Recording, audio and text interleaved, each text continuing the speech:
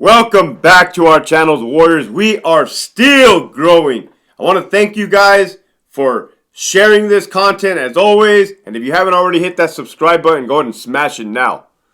This story right here is going to be about overdoses. Inmates that overdose in a prison setting, right? In a prison system. The majority of my experiences with observing overdoses were at Richard J. Donovan Correctional Facility, RJD, right, for the California Department of Corrections. As you guys know, I did 16 years with the prison. I resigned as a lieutenant. Overdoses are a common occurrence, right? Not uncommon at all. For those of you guys that don't know or don't understand or are asking yourself, how do drugs get into a prison system if there are so many security measures in place? The way it comes in are through different avenues. One is through dirty cops, right? Dirty correctional officers, sergeants, lieutenant, whatever have you. The other ones are dirty free staff. The ones that come in for the drug rehabilitation programs, chaplains, volunteers, plumbers, free staff, right? Another way is through visiting. The inmates' visitations, where their family comes in, they give them contraband, dope, and they secrete it, hide it, and transport it back to the yard.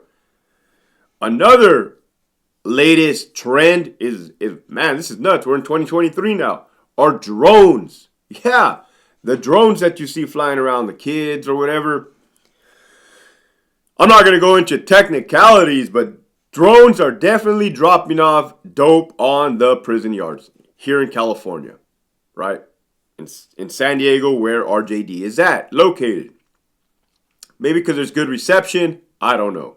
So, as you guys can tell, drugs are in prison. It ain't stopping, ain't slowing down. You can throw a fit, you can make it illegal. Oh wait, it's already illegal. Alright? You can, so anyhow, heroin. Heroin, also referred to as brown, was predominant early on. That is until fentanyl came on board, right? And that fentanyl hit the United States like a force.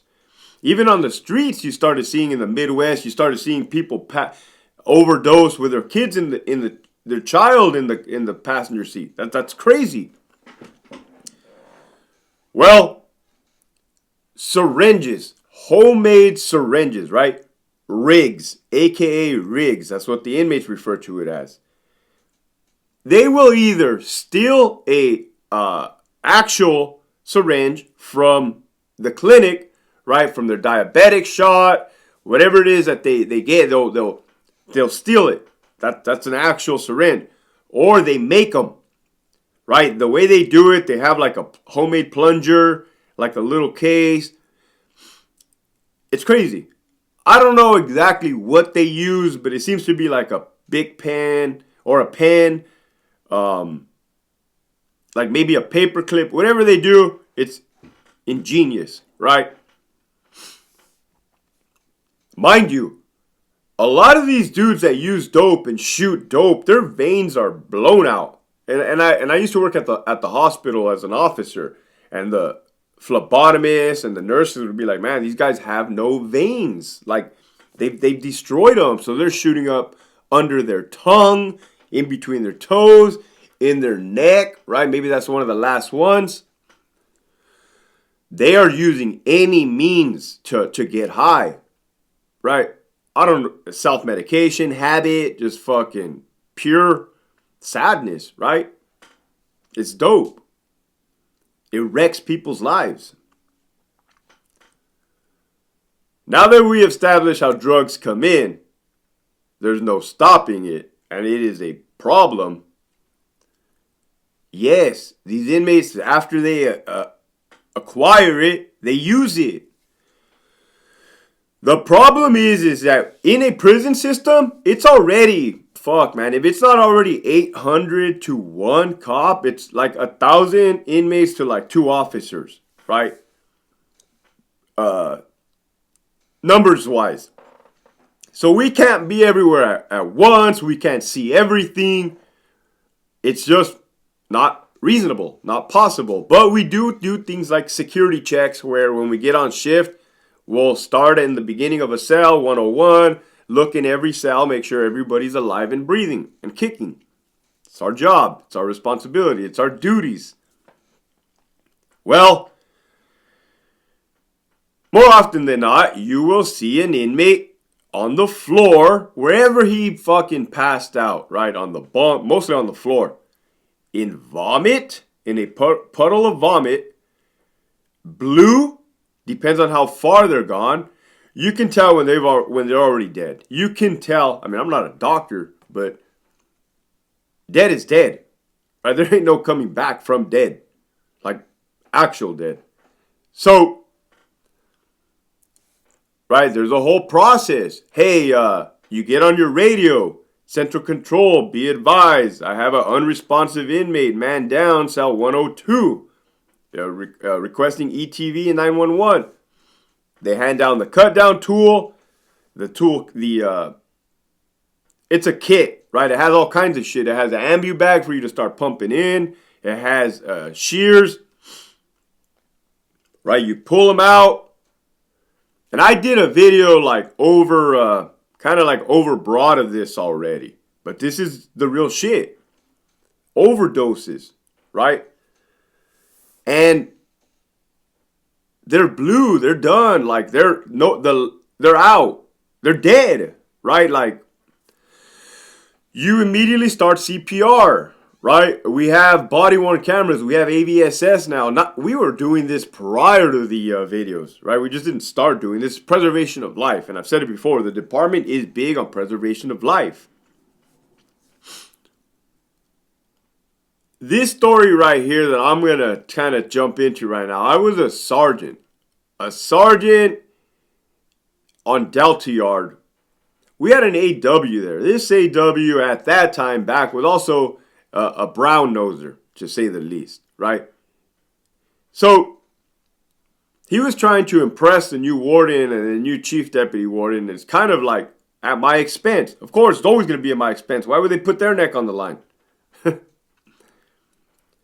An inmate I was on third watch, meaning I came in at 2 p.m. That's when my shift started, right?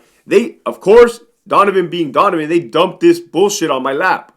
Bullshit that it didn't have nothing to do with me. I wasn't there in the morning.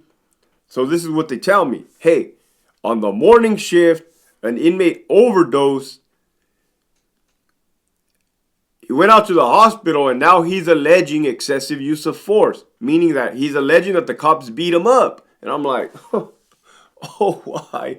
Why did I fucking come to Donovan? Right? This is just one of many. So I kind of now I got the fucking hot potato, right? You never want to have the hot potato. I'm gathering information.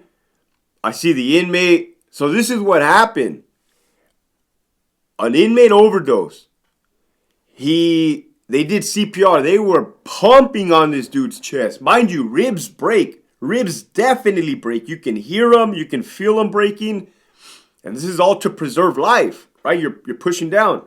This inmate goes to the triage treatment area, the TTA. That's a clinic inside of the prison before they go out to the hospital. This dude comes to, wakes up, and when sometimes, more often than not, they wake up combative, right? The lights went out before the lights went out. They're just fucking waking up, not knowing where the hell they're at. They're like panicking. So they become resistive and assaultive. So we got to physically hold them down to not get hurt ourselves. Well, this happened. They were holding the dude down. He himself was moving his wrist so much that, yes, it left a purple mark. Of course, if you're handcuffed and if you are thrashing, it's going to leave marks. It's skin. So dude goes out to the hospital, comes back. In his mind, He thinks we whooped his fucking ass, right? The chief deputy warden at the time, oh God, another tool. He did used to give out a lot of leadership books, I'll give him that. Was walking by. I was actually in R&R, kind of hiding, looking in the window, watching this chief deputy warden walk by. This was after hours. The dude should have been home. It was like 17:30, like 5:30 p.m., like on a Friday. Dude should have been home. No reason why he should have been walking towards Charlie Yard, right? At that time of the day. I see an inmate. There was an alarm.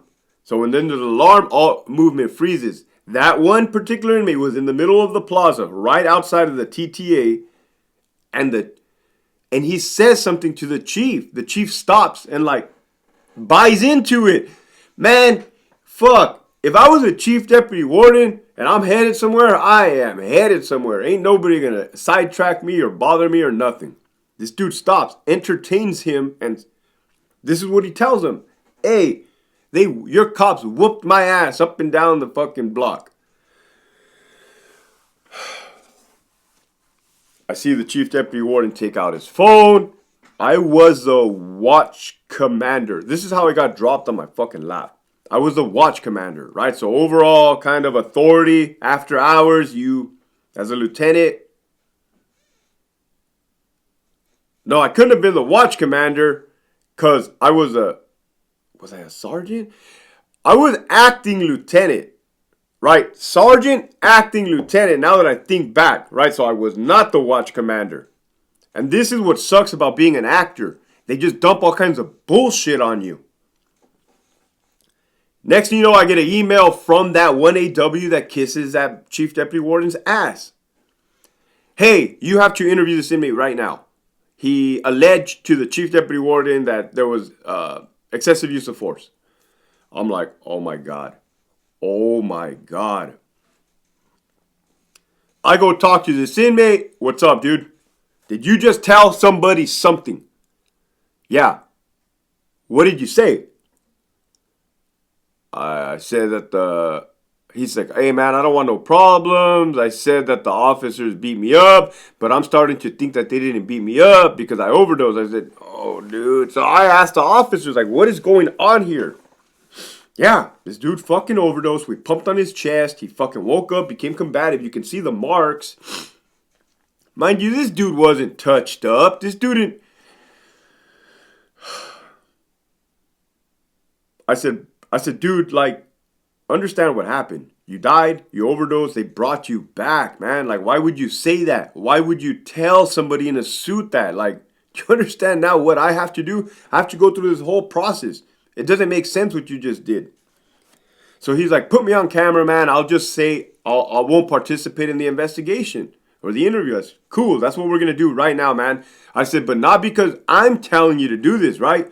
You are telling me that, and I always made shit clear. Like, these are your words, man. Like, you came to this conclusion right after all facts came towards you. Yeah, they didn't do that. I overdosed. Put the dude on camera. Didn't want to participate, right? He said, I overdosed. The cop saved my life. Well, that AW and that chief deputy warden wouldn't take that for an answer. They had me do that assignment 5 times over, 6 times over. To the point where, and I was acting, so I was trying to promote to lieutenant. To the point where the AW wrote a post-it and said, find something.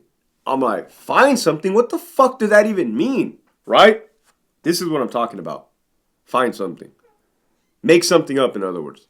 So, overdoses are definitely a thing, right? Don't do drugs. Don't do drugs, man. Overdoses are nasty. They're ugly. And the ones that die, like I said, the ones that go all the way, it looks like a horrible death, for sure. Doesn't look cool at all. Not that any death is cool, but you get my drift. With that being said, the message for today is self-medication. I was the king of self-medication when I came back from Iraq.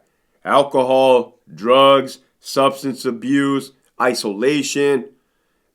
You may not know what you're doing, oh my God, but you are making matters a million times worse because you're just covering up the problem. The problem's not going away. You will eventually have to deal with that problem when you get to the nitty gritty of things. All right. So if you're struggling, seek help, right? And address those issues. Keep pushing forward.